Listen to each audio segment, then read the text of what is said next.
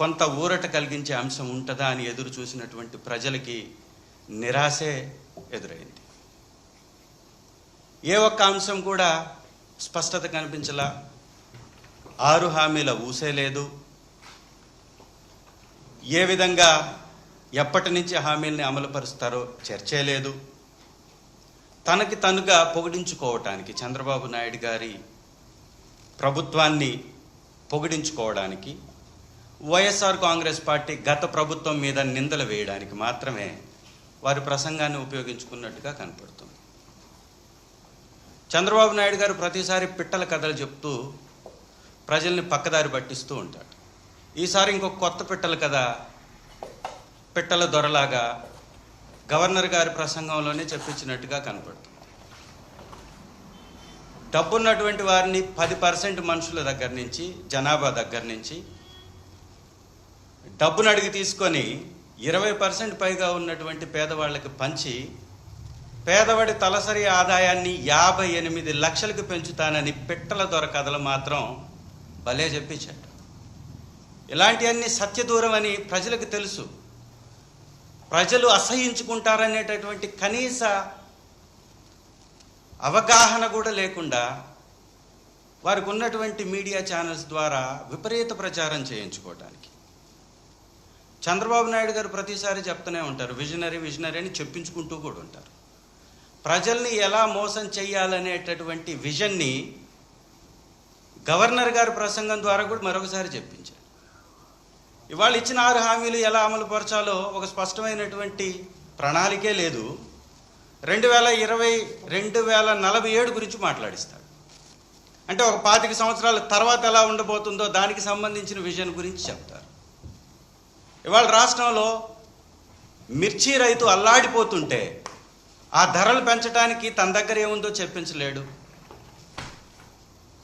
విద్యా వ్యవస్థ సర్వనాశనం అయిపోతుంటే కొడుకేమో ఇండియా పాకిస్తాన్ మ్యాచ్ చూడడానికి ఇంత కీలకమైనటువంటి బడ్జెట్ సమావేశాలు ఉన్నా కూడా, మంత్రివర్గ సమావేశం ఉన్నా కూడా సకల శాఖ మంత్రిగా ఉన్న లోకేష్ గారేమో దుబాయ్ ట్రిప్పులు కొట్టేస్తాడు. ఈ రాష్ట్రంలో విపరీతంగా ఆడబిడ్డల మీద అన్యాయం జరుగుతుంటే 30 లక్షల మంది కిడ్నాప్ అయ్యారు, వారిని తీసుకొస్తానన్నటువంటి డిప్యూటీ చీఫ్ మినిస్టర్ గారేమో తీర్థయాత్రలకి వారికి ఉన్నటువంటి ఆలోచనల్ని నెరవేర్చుకోవడానికి తిరుగుతూ ఉంటారు. పేరుకు మాత్రం 3 నాయకులు ఈ రాష్ట్రానికి, ఈ కూటమి ప్రభుత్వానికి. 3లో ఎవరికన్నా చిత్తశుద్ధి ఉందా అంటే ఒక్కరికి చిత్తశుద్ధి కనపడదు, ఒక్కరికి ప్రజలపై ప్రేమ కనపడదు, ఒక్కరికి పథకంపై బాధ్యత అనిపించదు. ఈ పిట్టల ద్వారా కథలు మాత్రం భలే చెప్తూ ఉంటారు. అసలు సాధ్యపడుతుందా? ఒక మనిషికి తలసరి ఆదాయం 58 లక్షలకి పెంచే ప్రభుత్వం వారి విధానాలు ఏదో చెప్పాలా లేదా? డబ్బున్న వాళ్ళ దగ్గర నుంచి డబ్బు తీసుకొని పేదవాళ్ళకి ఇచ్చేస్తామని సినిమా కబుర్లు చెప్పి తప్పించుకోవటమే ఈ పరిపాలన దక్షత అంటారా? దీనిలోనే నా ఎక్స్పీరియన్స్ ఉంది. ఒకసారి ఆలోచించుకోవాలి. ఇస్తానన్నటువంటి ఒక్క పథకాన్ని ప్రవేశపెట్టారా? ఒక్కటంటే ఒక్క పథకం. ఏమనంటే పెన్షన్ ఇస్తున్నావు అంటారు. నువ్వు ఇచ్చింది ఎంతమందికి? ఇవాళ రాష్ట్రంలో ఉన్నటువంటి పెన్షన్దారుల్ని దాదాపు 2 లక్షల పైచిలకు తొలగించి 1000 రూపాయలు ఉన్న వాళ్ళకి పెంచారు. అంటే ఈ 2 లక్షల మంది పొట్టగొట్టి అదే డబ్బుని ఈ విధంగా డైవర్ట్ చేసి 1,30,000 కోట్లు అప్పు చేసి ఒక్క పథకాన్ని అమలు చేయలేదంటే సిగ్గుపడరా మీరు? కొంచెం కూడా బాధ్యత అనిపించదా మీకు? నిజంగా ఇంత దుర్మార్గమైనటువంటి వ్యక్తుల్ని మనం గతంలో ఎప్పుడు చూసి ఉండం. బాధ్యతను మరచి ఏ హామీల ద్వారా గద్దెనెక్కారో అది మరచి ప్రజల్ని ప్రతిసారి కూడా గొర్రెల్ని చేసి వారిని అవహేళన చేస్తూ వారి అవసరాలను గుర్తించకుండా ప్రజలపై పన్నుల భారం మోపుతూ ఒకవైపు ఏమో రిజిస్ట్రేషన్ ఛార్జెస్ పెంచారు, ఇంకొక వైపు విద్యుత్ ఛార్జెస్ విపరీతంగా పెంచేశారు. విద్యుత్ ఛార్జెస్ పెంచుకి 16,000 కోట్ల పైచీలకు విద్యుత్ ఛార్జీలు పెంచి గవర్నర్ గారితో విద్యుత్ ఛార్జీలు పెంచబోము అని అబద్ధాలు చెప్పిస్తారు. గవర్నర్ గారితో సత్యదూరపు మాటలు చెప్పిస్తారు.